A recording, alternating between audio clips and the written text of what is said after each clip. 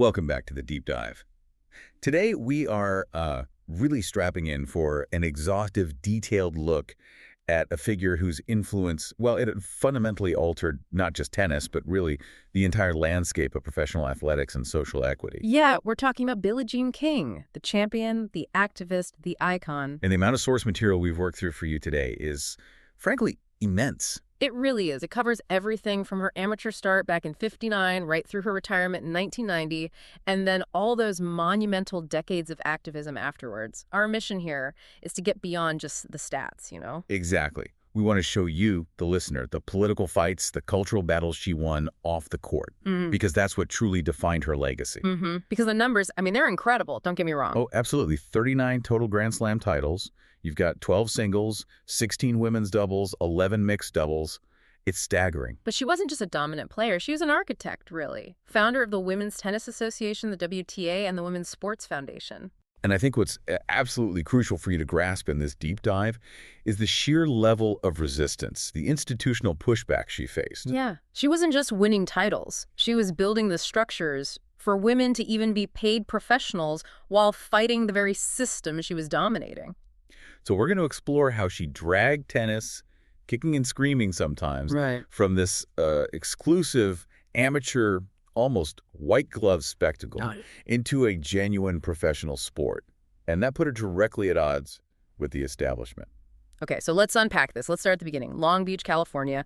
Billie Jean Moffitt, born into this hardworking Methodist family and athletics. It was definitely in the genes. Oh, absolutely. Her mom was a great swimmer. Her dad played basketball and baseball. Yeah. And then her younger brother, Randy Moffitt. Yeah, he became a Major League Baseball pitcher, played for the Giants, among others. Right. So you see this natural sort of multi-sport ability there. And the sources are clear. She wasn't initially aiming for tennis. No. At age 10, she was playing shortstop on a champion softball team, playing with girls 4 or 5 years older than her. Exactly. That competitive fire was there early, but it was in a team sport, you know, where aggression was maybe more accepted. And here's what feels like the first big aha moment, a detail that just perfectly sums up the restrictive world she grew up in. She switches from softball to tennis at 11. Why? Because her parents suggested it. They thought she should find a more ladylike sport. Think about that. The catalyst for arguably the greatest revolutionary in women's sports history was a nudge towards traditional femininity.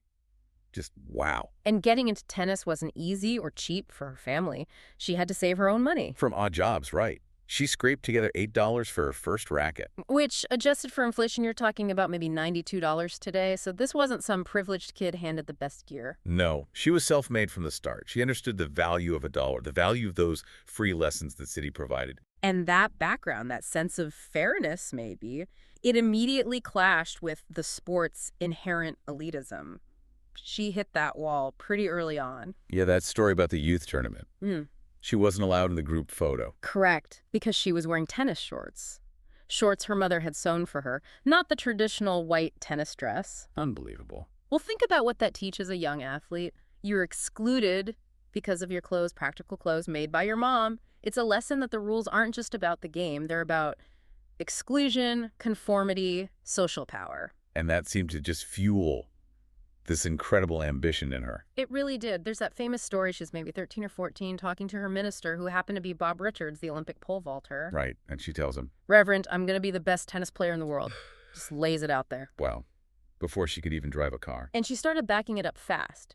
Made her Grand Slam debut at the U.S. Championships in 1959. She was only 15. Her international career really kicked off a couple of years later, thanks to people in her community, right? They raised money to send her to Wimbledon. Yeah, $2,000, which was a huge amount back then. They saw the potential. And she certainly didn't waste that chance. 1961, Wimbledon. She wins the women's doubles title with Karen Hance. They were the youngest team ever to win it at that point. Billie Jean was just 17, an incredible achievement. But the moment that really put her on the map in singles, that had to be Wimbledon 1962. Oh, definitely. Second round, she faces world number 1, the top seed, Margaret, and pulls off this massive upset. And the sources really stress how historic this was. It was the first time ever at Wimbledon that the women's top seed lost her opening match. And it wasn't just luck, it was strategy. She saw court was a bit vulnerable on her forehand, and she just exploited it ruthlessly. You see that early tactical mind at work, always looking for the weakness, whether in an opponent's game or later in an unfair system. She knew she needed to commit fully to reach that #1 spot herself. So 1964, she leaves college. Cal State, LA, right? Yeah, takes up an offer from a businessman, Robert Mitchell, to fund her training full-time down in Australia with Mervyn Rose, a top coach. That's a big gamble, giving up education for pure athletic pursuit. Classic professional mindset, even before the sport was truly professional for women. And even a tough loss became fuel for her. That 1965 U.S. Championships final, again against Court. She was so close. Agonizingly close. Leading 5-3 in both sets, had 2 set points in the second, and still lost. But that didn't break her. No, it forged her. She processed it, realized, okay, I am good enough. And then came that famous, almost immediate declaration. I'm going to win Wimbledon next year. Exactly, claiming her destiny. That habit of demanding her place, well, it translated directly into demanding fairness for everyone else later on. And she called her shot. 1 year later, 1966, Wimbledon. Prediction comes true. After, 13 tries at a Grand Slam singles title, she finally breaks through, beats Court in the semis, Maria Bueno in the final. And the sources say a big part of that breakthrough was a new shot she'd developed. Yeah, a really potent forehand down the line. That, plus a simple but smart game plan against Court, basically, just chip the ball back at her feet. It shows her ability to analyze, adapt, and execute under pressure. And then the floodgates just opened. 1967, she pulls off the triple singles, women's doubles, mixed doubles at both Wimbledon and the U.S. Championships. Which hadn't been done since Alice Marble, way back in 1939, just total dominance. She completed the career Grand Slam in singles in '72, winning the French Open without losing a set. I mean, her record in that era is just mind-blowing. 12 Grand Slam singles titles total. She was ranked world #1 at year-end in 6 of those 10 years. It was truly a golden age for her and for women's tennis. Okay, but here's something absolutely crucial, and I think it often gets overlooked. This dominance. It wasn't achieved by someone in perfect physical condition. Not at all. She was constantly battling her body, major knee issues. She had cartilage repair surgery on her left knee in September '68. Right. And then her right knee needed surgery in 1970. And the prognosis back in '68 was grim, wasn't it? Yeah. Doctors basically told her she might only have 2 more years of competitive tennis left. Her knees were that bad. So the sheer grit, the mental toughness, to ignore that, play on for over a decade more at that level, A&D become a leading activist at the same time. It's astounding. It really shows the fight wasn't just physical. It was a psychological war against limitations, against expectations. And this physical struggle was happening right alongside her fight for professional recognition and pay. Before the Open era officially started in '68, how much was she actually earning? Barely anything, like $100 a week as a playground instructor and student when she wasn't playing majors. Which brings us to this idea of shamateurism. That's what she was fighting against, right? Yeah, exactly. In '67, she started calling out the USLTA, the U.S. Lawn Tennis Association. The sport was supposedly amateur, but the top players, mostly the men, were getting paid under the table. A parent's money, illegal payments. So it kept the whole thing elitist and economically restrictive for women and lower-ranked players. Completely. King famously said the status of a pro tennis player in America back then was a cross between a panhandler and a visiting in-law. Just no respect, no financial security. And the breaking point, the moment that really ignited the revolution, came in 1970. The Pacific Southwest Open. Yes. The prize money disparity there was just blatant. What was it exactly? The men's top prize was $12,500. The women's top prize, $1,500. Wow. Less than 15%. And it gets worse. The women only got their expenses covered if they reached the quarterfinals. So if you lost early, you were literally paying to play. That wasn't the case for the men. Okay, so that inequality was the final straw. That's when she decided enough is enough. Pretty much. She, along with 8 other women, they're now legendary as the original 9. Gladys Heldman was key in organizing this too, right? The publisher. Absolutely, working with her. They basically said, we're doing our own thing. They risked immediate suspension, expulsion from the USLTA. They organized their own women-only tournament, the Houston, Virginia Slims Invitational, sponsored by the cigarette brand. A massive gamble. Huge. The story goes they signed these symbolic $1 contracts, maybe on a napkin, to form this new tour. They knew they could be banned from Wimbledon, the U.S. Open, everything. Their careers were on the line. But that act of defiance, that entrepreneurial spirit, it launched the first dedicated professional women's tour. And it paid off almost immediately in terms of legitimacy. By 1971, King becomes the first female tennis player ever to earn over $100,000 in prize money in a single year. That's a huge milestone. Got her a congratulatory phone call from President Nixon even. Yeah, that recognition was significant, but the fight for actual equality wasn't won yet. Right, because even after winning the U.S. Open in 1972, she got paid $15,000 less than the men's champion, Ilie Nastas. So she's your line in the sand. She did. Publicly threatened to boycott this 73 U.S. Open unless they offered equal prize money. And given her status and the visibility of the tour she'd helped create, the USTA couldn't afford for her not to play. Exactly. They blinked. In 1973, the U.S. Open became the very first major tournament to offer equal prize money for men and women, a landmark victory. And King, always thinking strategically, immediately moved to lock in those games. Yes.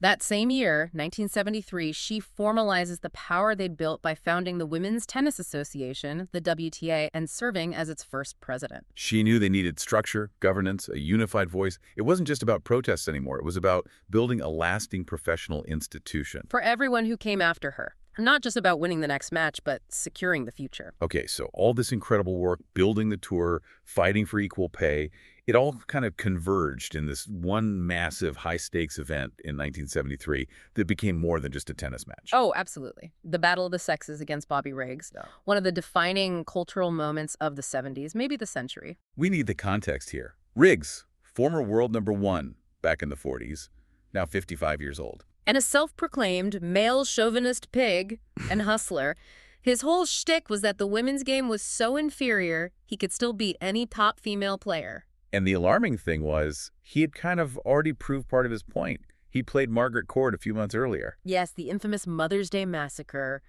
Riggs destroyed Court 6-2, 6-1. It was a disaster for the perception of women's tennis. And that loss put enormous pressure on King, didn't it? She'd turned Riggs down before. Yeah, she initially saw him as just a clown, a sideshow, but after Court lost so badly, King felt she had to play him. The credibility of the tour she'd built was suddenly on the line, so she accepted the $100,000 winner-takes-all challenge. Now, some people argued then, and maybe still do, that even playing him validated his premise that women still had to prove themselves against a man. That's a fair critique, and the sources show King wrestled with that. But her calculation, I think, was that the potential platform outweighed the risk. It's political theater, basically. Exactly. And the scale reflected that. The Houston Astrodome. Over 30,000 people live. 30,492 was the official number. A tennis attendance record for years. But the TV audience was the real story. Estimated 50 million in the U.S., maybe 90 million worldwide across 37 countries. It was a global spectacle. King's entrance carried in like Cleopatra on that throne. Pure theater. And the weight she felt must have been immense, she famously said. I thought it would set us back 50 years if I didn't win that match. It would ruin the women's tour and affect all women's self-esteem. That's not just playing tennis. That's carrying the weight of a movement. And she delivered. Under that crushing pressure, she just put on a tactical masterclass, beat Riggs soundly in straight sets, 6-4, 6-3, 6-3. Made him run all over the court, didn't play his game. Exactly. Exposed his age and lack of mobility. Proved her superiority not just physically, but strategically. But she always maintained the win wasn't just about beating an older guy. No, for her, the real victory was the exposure. She said the thrill was exposing a lot of new people to tennis. It legitimized the women's game for this huge global audience. And even the fashion was part of the statement, right? That dress. Oh yeah, the iconic Ted Tinling dress. Sequined, stylish. It's in the Smithsonian now, as it should be. It showed women could be fierce competitors and glamorous and professional athletes. And right after this huge cultural moment, she didn't slow down. She went straight back to building things. Typical King. 1974, she co-founds Women's Sports Magazine, recognizing the need for dedicated media coverage for female athletes, and starts the Women's Sports Foundation. Providing resources, advocating for opportunity. Exactly. And around the same time, her husband then, Larry King, co-founded World Team Tennis, the WTT, in '73. And that was built explicitly on her philosophy, wasn't it? Absolutely. Mixed gender teams, equal prize money right from the start. A really progressive model that still exists today. She understood a single victory, even one as big as the Battle of the Sexes, needed infrastructure behind it to have lasting impact. Okay, let's track the latter part of her playing career. 1975, she wins her 6th and final Wimbledon singles title. And it was a dominant performance. Oh, completely. She beat Yvonne Goolagong-Cawley 6-0, 6-1 in the final. She called it a near-perfect match. And in that moment, she actually declared she was done, right? Yeah, she said, "I'm never coming back." But she regretted that pretty quickly.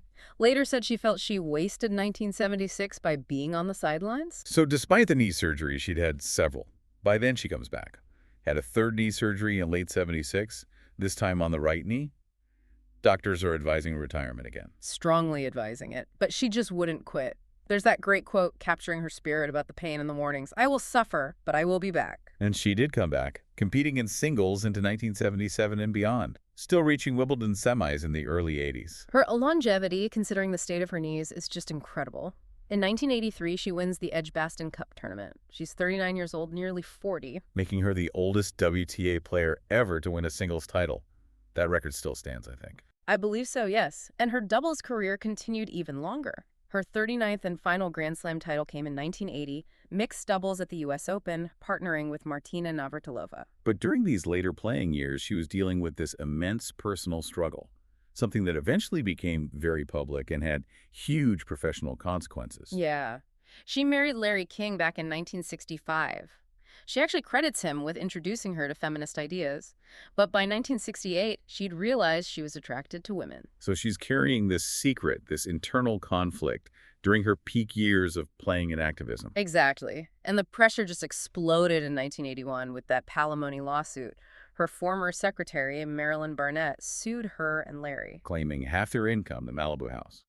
It forced King into the spotlight in a way she never wanted. It was incredibly difficult. This was 1981, a very different time. She became the first prominent female professional athlete to publicly acknowledge a same-sex relationship. Though initially fearing the backlash against the tour she'd built, she downplayed it, calling it a fling. Which speaks volumes about the pressure she felt, the burden of being the face of women's tennis. And this is where we hit that second, really profound aha moment, connecting the personal and professional cost. The fallout from that lawsuit was devastating. Financially, absolutely catastrophic. She lost an estimated $2 million in endorsements almost overnight. Sponsors just dropped her. Think about the crushing irony there. The woman who fought tooth and nail for equal pay, for women to be financially viable professionals, is forced to keep playing tennis longer than she probably wanted or needed to, just to pay the massive legal bills from this invasion of her privacy. It's heartbreaking. and the psychological toll must have been immense too. Oh, huge. She later spoke openly about developing an eating disorder during this period, trying to numb the feelings, the pressure of hiding her true self for so long. That honesty is so powerful. She eventually found peace with it, told her parents when she was 51, and much later found personal happiness marrying her longtime partner, Ilana Kloss, in 2018. A journey that took decades, really. Her formal playing career wrapped up around 1990, but her involvement in sports, her leadership, never stopped. No way. She captained the U.S. Fed Cup team, coached the Olympic tennis team, led the U.S. to the Fed Cup title in '96, and she's still a major force in sports ownership today. Minority owner in the L.A. Dodgers, the L.A. Sparks in the WNBA, Angel City FC in women's soccer. She's still building. And the honors, the recognition she's received really cement her status as this towering cultural figure far beyond just tennis. Like being named Sports Illustrated Sportsperson of the Year back in '72, jointly with John Wooden. And crucially, the first female athlete ever to get that honor, solely or jointly, another barrier broken. And then the renaming of the National Tennis Center in 2006. The USTA Billie Jean King National Tennis Center, where the U.S. Open is played, that's monumental recognition of her legacy. Followed by the Presidential Medal of Freedom in 2009. Yeah, for her advocacy for women and the LGBT community, again, the first female athlete to receive it. But maybe the ultimate acknowledgement of her impact on the structure of the sport came just recently, in 2020. The renaming of the Fed Cup, the biggest international team competition in women's tennis, to the Billie Jean King Cup. It's incredibly rare for a major global competition to be named after a living person. It just underscores that she's not just an icon, she's the foundation. And then the Congressional Gold Medal in 2024. Absolutely. Her peers, her rivals, they knew her greatness. Margaret Court called her the greatest competitor I've ever known. High praise from her biggest rival. And Chris Evert, who came along a bit later, called her a mentor with vision people can only dream about. And that reputation is the ultimate clutch player. There's that great anecdote from '79. Yeah, asking top players like Navratilova, Rosie Casals, if you're down 1-5, 15-40 in the deciding set of a major, who do you want playing that point for you? And they all said, Billie Jean King. They trusted her mental toughness, her ability to find a way to innovate under the absolute highest pressure, a quality she brought to the court and to the fight for equality. Hashtag tag tag tag outro. So when you look back at the whole arc of her life, from that kid's saving $8 for a racket to having this huge global tournament named after her, the picture is just so clear. yeah, she was this revolutionary competitor, absolutely brilliant under pressure, but also constantly innovating off the court. Building the WTA, forcing the issue on equal pay, dominating one of tennis's toughest eras, all while navigating these intense personal struggles that honestly would have crushed most people. She just refused to accept the status quo. Yeah. Whether it was the old boy network in tennis, the pay gap, or the societal pressure to conform, she took that fierce drive she had as a kid. And channeled it into building something lasting, something equitable for every single woman athlete who followed her. Which brings us nicely to our final thought for you, the listener, something drawn right from her own philosophy about performing when it counts. Yeah, King had this interesting take on what makes a champion. She said, the cliche is to say that champions play the big points better. Yes, but that's only the half of it. The champions play their weaknesses better.